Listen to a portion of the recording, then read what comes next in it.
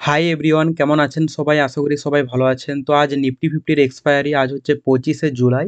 এখানে গতকাল মানে 24শে জুলাই থেকে 25শে জুলাই দেখুন কত বড় একটা গ্যাপ ডাউন ওপেন হয়েছে মার্কেট।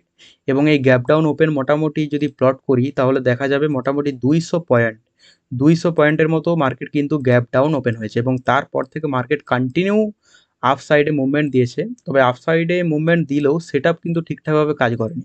মানে এখানে যে মুভমেন্টগুলো, সেই মুভমেন্টগুলো মানে অপশন বাইং, যারা অপশন বায়ার্স তাদের ক্ষেত্রে কিন্তু আজ খুব একটা ভালো মুভমেন্টের কিন্তু দিন নয়।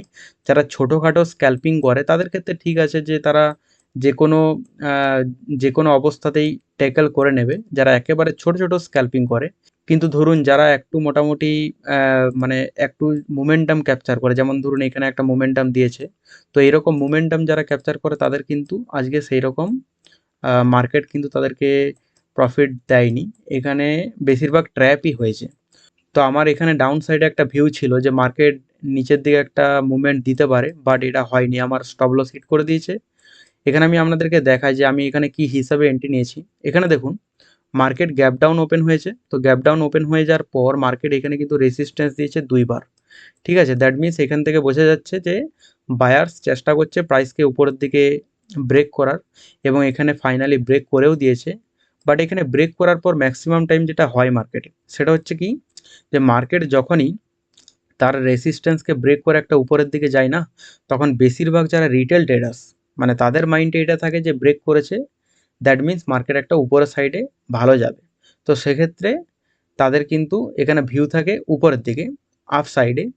এবং যখনই তারা এখানে বাইং করে তো তাদের স্টপ লস হিট করার জন্য মার্কেট কিন্তু একটা ডাউন মুভ দেয়। এটা কিন্তু ম্যাক্সিমাম টাইম দেয়। এই কারণের জন্য আমার নিচের সাইডে কিন্তু ভিউ ছিল, বাট আজকে কিন্তু কি হয়েছে, আজকে ট্র্যাপ করে দিয়েছে। এখানে দেখুন আমি এন্ট্রি নিয়েছিলাম, এখানে এই ক্যান্ডেল এন্ট্রি নিয়েছিলাম, আমার স্টপ লস এর উপরে ছিল। কিন্তু মার্কেটে এন্ট্রি নেওয়ার পর নিচের দিকে না গিয়ে টাইম স্পেন্ড করেছে, এবং টাইম স্পেন্ড যখনই 2-3টা ক্যান্ডেল করেছে আমি বুঝতে পেরে গেছি যে আমার সেটআপ অনুযায়ী এইটা ফেল হয়ে গেছে। কিন্তু আমি আমার এসএল এর জন্য রেডি ছিলাম যে যতক্ষণ পর্যন্ত আমার এসএল না হিট হবে ততক্ষণ পর্যন্ত আমি ওয়েট করে থাকবো। কারণ আমার একটা প্ল্যান আছে যে আমি এখানে এন্ট্রি নিয়েছি, আমার এখানে টার্গেট এবং আমার এখানে এসএল। আপনার এন্ট্রি নেওয়ার পর আপনার দুটোই ভিউ থাকবে, হয় এসএল হিট হবে নয় টার্গেট। ঠিক আছে, এর মাঝে আপনার কোনো ডিসিশন চেঞ্জ করা চলবে না। মার্কেট অনেক সময় এমনিও হয় যে মার্কেট এখানে টাইম স্পেন্ড করে নিচের দিকে ভালো রকম মোমেন্টাম দিয়ে আমার টার্গেট হিটও করে দেয়। মানে টার্গেট হিটও করে দিতে পারতো, এটা অনেক ক্ষেত্রে হয়ে থাকে। তো সেক্ষেত্রে কোনো আমি ডিসিশন চেঞ্জ করিনি, এবং কি হয়েছে মার্কেট এখান থেকে প্রথমে স্টপ লস হিট করে দিয়েছে। তো স্টপ লস হিট করে দিয়েছে, আমার লস হয়েছে। তবে লস হয়ে যাওয়ার পর আমি কিন্তু আমার যে এখানে মার্কেটে লস হয়ে যাওয়ার পর আমি ওভার ট্রেড করিনি এই কারণে, তার কারণ হচ্ছে যে এখানে একটা সেটআপ তৈরি হয়েছিল, আমার সেটআপ ফেল হয়ে গেছে। আর প্রতিবারই যে সেটআপ কাজ করবে বা প্রতিবারই যে সেটআপ পারফেক্টলি আমার টার্গেট পর্যন্ত হিট করবে এমন ব্যাপার না। আপনি যে কোনো সেটআপই ট্রাই করুন, সেই সেটআপ ফেল হতে বাধ্য। সবসময় সেই সেটআপ আপনার টার্গেটও হিট করবে না, আবার সবসময় এসএলও হিট করবে না। ঠিক আছে, কিন্তু আপনি চেষ্টা করবেন যে যখন লস করবেন ছোট করবেন, এবং প্রফিট করবেন তখন বড় করবেন। ওকে, এটাই হচ্ছে রুলস। তো এরপর এখানে আর কোনো রকম সেটআপ তৈরি হয়নি, এই কারণের জন্য আমি এখানে ট্রেড নিইনি।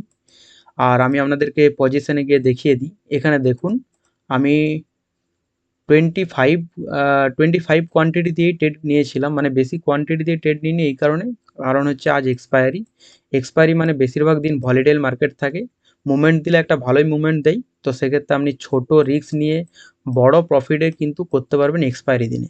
আপনি যদি ছোট রিস্ক নেন তো সেক্ষেত্রে বড় প্রফিট করতে পারবেন শুধুমাত্র এক্সপায়ারি দিনে, যেহেতু এক একটা ক্যান্ডেলেই 100% মুভ দিয়ে দেয়।